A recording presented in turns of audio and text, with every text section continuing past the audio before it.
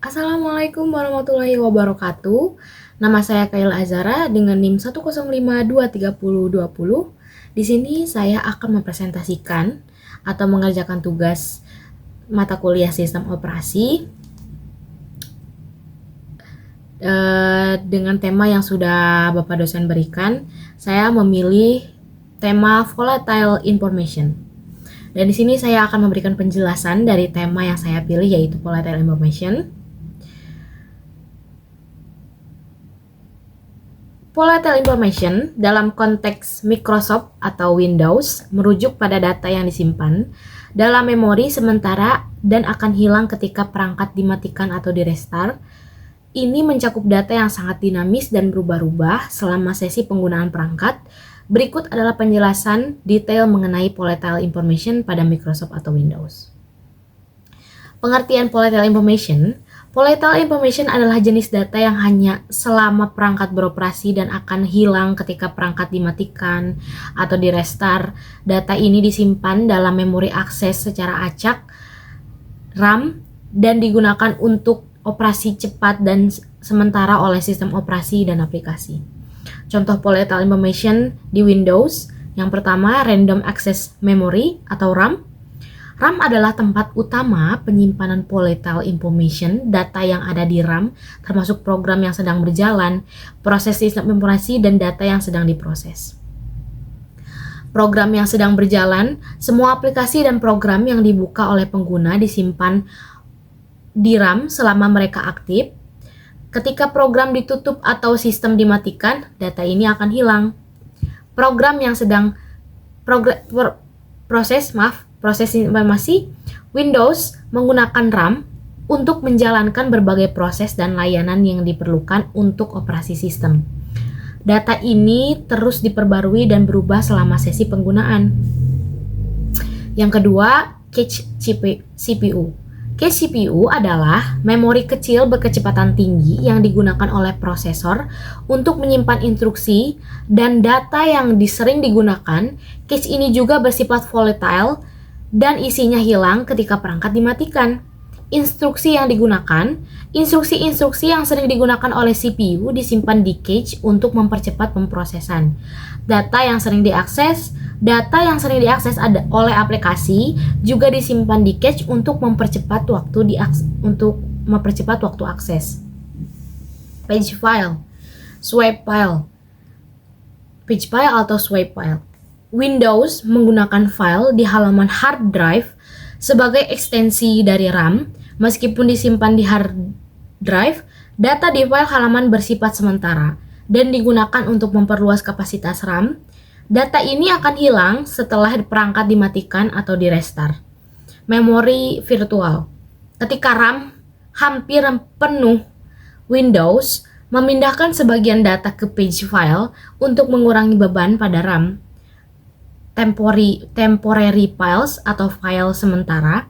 Windows dan aplikasi sering membuat file sementara untuk menyimpan data yang hanya diperlukan untuk waktu singkat. File-file ini biasanya disimpan di folder temporary dan dapat dihapus kapan saja.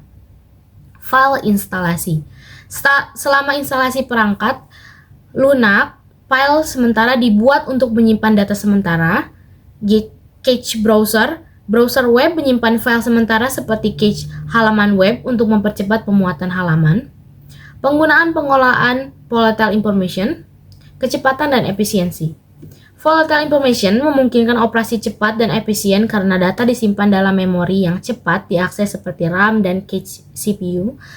Manajemen memori. Sistem operasi Windows mengelola penggunaan RAM dan memori virtual untuk memastikan aplikasi berjalan lancar tanpa kehabisan memori. Keamanan data. Karena volatile information hilang setelah perangkat dimatikan, data sensitif yang hanya diperlukan untuk sementara waktu tidak tersimpan secara permanen, mengurangi resiko keamanan. Pemulihan dan dampak. Pemulihan data. Karena volatile information tidak disimpan secara permanen, pemulihan data setelah perangkat dimatikan atau restart tidak mungkin dilakukan. Oleh karena itu, penting untuk menyimpan pekerjaan penting secara berkala ke penyimpanan permanen seperti hard drive atau cloud storage. Dampak pada kinerja. Kinerja sistem dapat dipengaruhi oleh jumlah RAM yang tersedia. Semakin banyak RAM, semakin banyak data yang disimpan di memori sementara yang dapat meningkatkan kinerja aplikasi dan sistem. Volatile information memainkan peran penting dalam operasi sehari-hari Windows, memungkinkan pemrosesan data yang cepat dan efisien, serta manajemen sumber daya sistem yang efektif. Dalam tema ini, banyak sekali yang saya cari aplikasi yang merekomendasi dari salah satu web yang saya cari. Aplikasi yang mengandung tema volatile information ini banyak banget. Saya pilih 2 aplikasi, yang satu umum dalam Windows atau Microsoft, yang tentunya di laptop setiap orang pasti memiliki.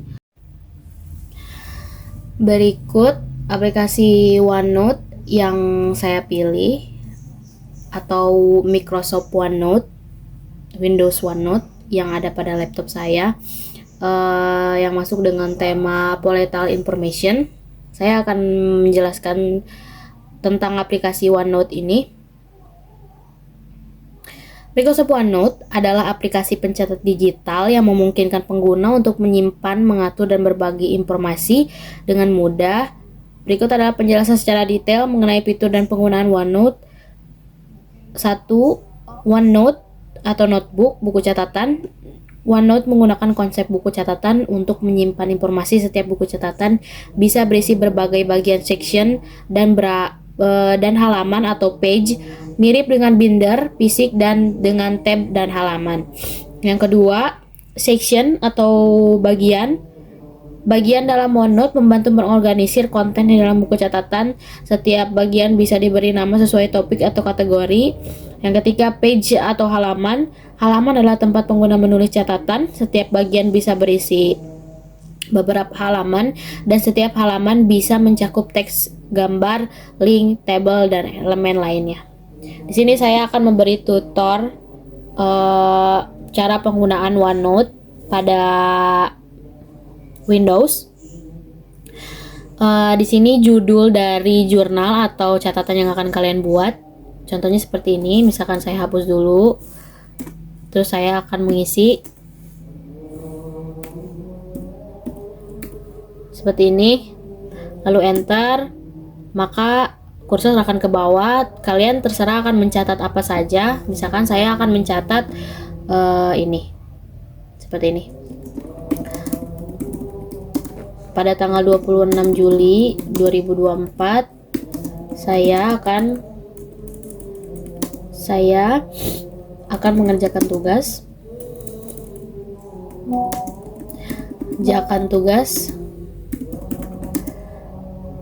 Sistem operasi yang sudah dosen berikan. Seperti ini. Jika kalian ingin mengeditnya, kalian bisa klik insert atau draw. Di sini udah banyak banget ini pilihan yang bisa kalian gunakan. Draw untuk menggambar pada catatan yang kalian buat. Di sini review. So, yang ini hampir sama aplikasi seperti Excel, Word, dan yang lainnya. Terus kalau kalian misalkan ingin menyimpan file tersebut, kalian klik file, lalu klik open backups.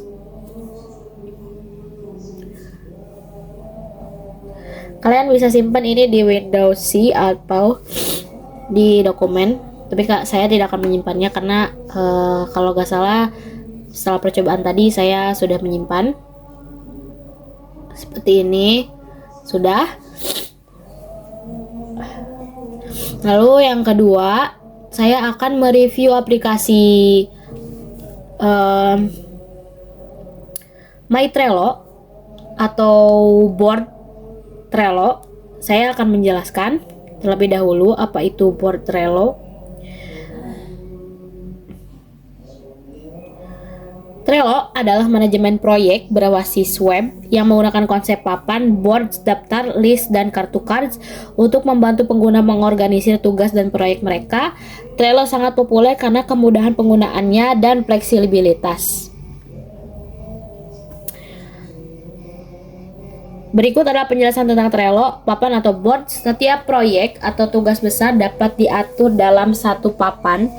Papan ini bisa berisi berbagai daftar dan kartu yang menggambarkan tahapan atau elemen dari proyek tersebut. Daftar atau list, dalam setiap papan penggunaan dapat membuat beberapa daftar. Daftar ini biasanya digunakan untuk mewakili tahapan dalam proyek seperti to do, in progress, dan done. Kartu adalah unit terkecil dalam Trello yang mewakili tugas atau item individual. Pengguna dapat menambahkan detail ke dalam kartu seperti deskripsi anggota tim yang bertanggung jawab, tenggat waktu, checklist, lampiran, dan komentar. Fitur tambahan, label, memori kode pada kartu yang kategori atau prioritas, deadline, menetapkan tenggat pada waktu pada kartu. Checklist, menambahkan subtugas ke dalam kartu, lampiran, melampirkan file atau link terkait tugas. Komentar, berkomunikasi dengan anggota tim langsung pada kartu. Aplikasi Trello pada Windows ini, sebelum kalian memiliki aplikasi ini, kalian boleh download di Microsoft Store atau di website. Dan sebelum masuk aplikasi ini, kalian tentunya harus memiliki akun atau sign in menggunakan akun Google yang kalian punya, tapi di situ diberikan beberapa pilihan, mau menggunakan Apple account, Google account, atau yang lainnya. Di sini saya memberitahu kalau di dalam Trello ini ada apa saja. Di sini ada boards. Boards ini untuk kita mengadakan project atau pekerjaan dengan tenggat waktunya juga sekaligus. Mau tunggu sebentar karena laptop saya sedikit nge-lag.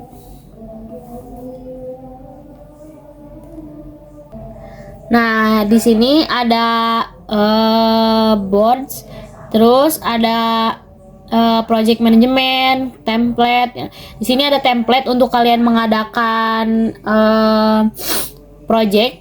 Banyak berbagai template, kalian ingin menggunakan template yang mana. Di sini ada reason. Reason itu ini board kita sendiri yang akan kita gunakan untuk project nanti. Terus ada workspace. Workspace ini untuk kita akan mengadakan project apa, dengan judul apa, nanti kita ganti project tersebut. Di bawah ini ada create new board. Saya sudah memiliki Trello boardnya 1, alias projectnya 1 yang akan kita gunakan, dan ini ada create new board. Berarti kita akan mengadakan board yang baru atau membuat board kita sendiri dengan tim yang lain. Terus di sini ada members. Members ini akun saya sendiri, Kayla Azahra, menggunakan akun Google.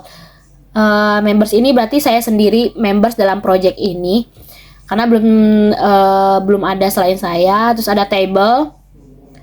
Table ini digunakan untuk kick off meeting. Kick off meeting ini mengadakan meeting. Listnya itu untuk dilakukan atau selesai. Labels ini untuk, saya tidak tahu untuk apa. Members ini untuk menambahkan members, karena members di sini baru saya sendiri. Due date itu untuk merencanakan meeting pada hari apa dan tanggal berapa. Nah, di sini ada project planning sama seperti tadi, tapi baru planning kayak akan mengadakan planning untuk project apa. Ini kalendar untuk melihat tanggal berapa, ini sekarang tanggal 25. Ini my Trello boardnya. Nah, ini board saya.